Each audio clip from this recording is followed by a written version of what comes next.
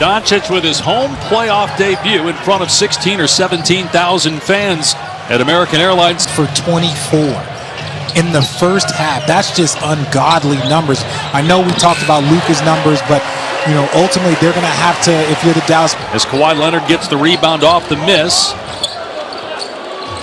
Clippers led by 4 toward the end of the first half, trailing by 19 in the first quarter.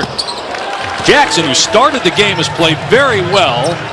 He's got 13 points now. Here's Doncic. Good ball movement by the Mavs. Another wide open three, and Cleveland knocks it down. And this is just shooting practice at this point in time. The Clippers are doing a much better job of scrambling. You're giving up open threes. More threes than twos. They've hit 13 triples and 11 two-point baskets tonight in Game 3. Morris has had a rough postseason. Shooting the ball from 3, finally gets his first. Because they are going to need him on both ends of the floor.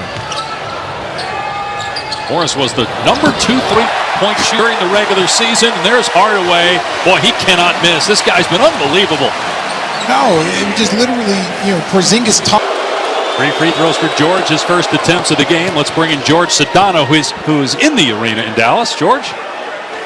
Guys, Clippers coach Ty Lue has told me repeatedly today that they don't listen to the outside noise regarding the external pressure that's mounting on the Clippers. Our own Jalen Rose earlier saying it's the biggest game in Clipper history tonight.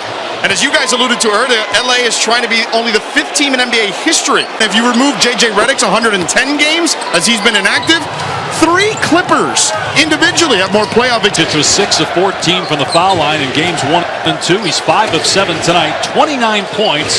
So he's going to get his 7th 30-point game in 9 career playoff games. 1-point lead for the Clippers. More into the lane, and a tough shot goes on the fall away over Cleveland. That is big for the Clippers.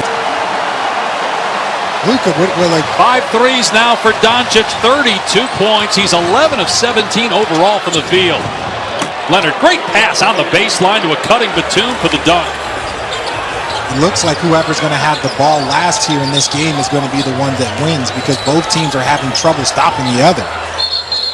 For 10, he's shooting 90% from the field in this game.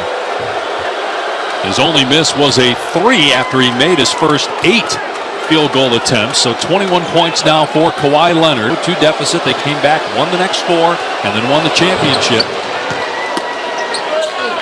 Leonard, I think it's to get the rebound. He does, but he can't put it in. The tip doesn't go. Finney Smith battling, and Jackson out of there with it for LA.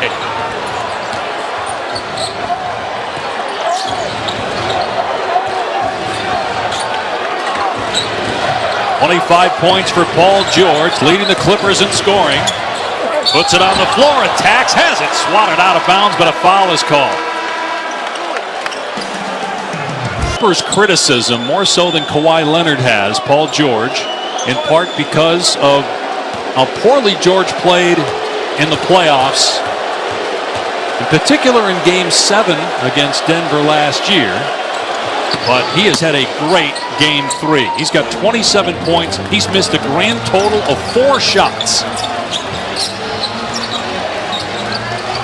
Team's up 5. That's the largest lead for the Clippers. We're at the midway point of the third quarter. Step back to Doncic on the money. 34 for Luka. Minutes to go, but look at that. Points in the paint. Clippers 34 to Dallas's 14.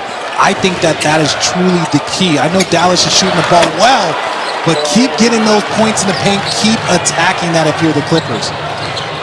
Incredible look by Reggie Jackson. Kawhi Leonard is 10 of 11 from the floor. He's 10 of 11. George is 10 of 14. Luka's 12 of 18. Deep 3, Doncic, no. He's 5 of 9 now from three-point range. Clippers trying to get back in the series. Game 4 is Sunday. Game 5, if there is one, would be back in LA on Wednesday. Batum, who a lot of people around the Clippers feel was their MVP during the regular season, brought toughness and leadership, got a lot of playoff experience, in particular his time in Portland, and it's a 7-point lead for LA. Hardaway driving, and that's knocked up away by Kawhi Leonard. And look, the bench, you got Jackson with a great pass to Leonard, and then Batum taking Porzingis off the dribble. You know, Porzingis, there has been times where he's been a very good defensive center. You know, but right now, the Clippers are finding a lot of comfort in that paint. Yeah, they're 64% shooting from the floor. At some point, the Mavs have got to get an easy basket. Their shots are coming from deep. They're not shooting it well at all from two. Kleba misses. Contact underneath. And a Clipper foul. Third team foul on the Clippers.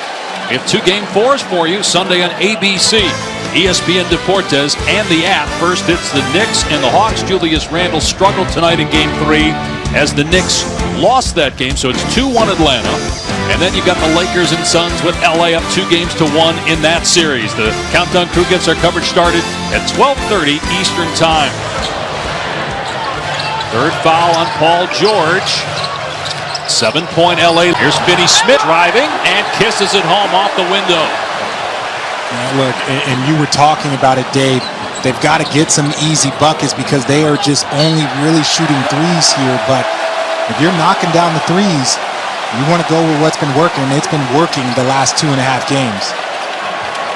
A turnover there by the Clippers. Well, they hit a cold stretch. Again, 64% shooting from the floor for LA in this game. Doncic on the switch has Jackson on him. 34 points for Luka. Shot clock at 4.